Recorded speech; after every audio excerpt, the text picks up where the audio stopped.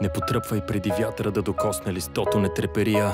Вибрира и по-високо, нека короната да те навигира, не окото, нека короната бъде покрита с живот и клоните да устоят на порива суров, за да стигнеш грохота на сребърни облаци. Не се обграждай с сребърни вериги, никога не ще хванеш часовника, секундите. Пий ги жадно.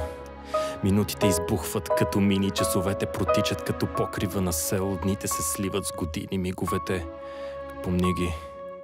Опитвам се да съм далновиден, но съм дал само спомен свиден в кабинката за записване. Тихо, но не съм тих.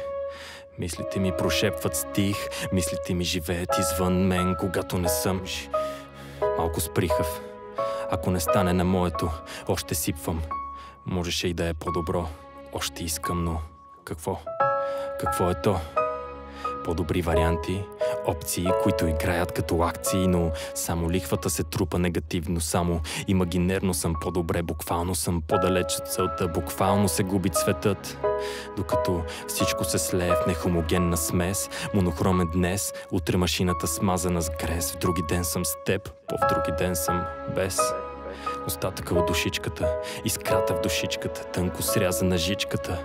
Отбранителната система е долу и пресичат незаконно сенки, семпли, силуети източени, проточени в индиански нишки и всеки грабва парченце с идеята да запълни цвят като старите детски книжки.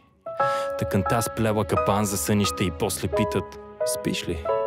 Играем си на котки и мишки, а някои залегнали на вишки стрелят картечен огън. Пламъка близва в суетата и жигосва бузата, отделени като рогат добитък. Числото на звяра изписано в шифър с различен шрифт. Подписвам пламена речи и измислям оправдание за поведението си. Сметката бракувана, заведението затвори врати. Монохромен днес, един цвят, един жест, поет затворен в гнет, слави в клетка. Сив ден без чуролик,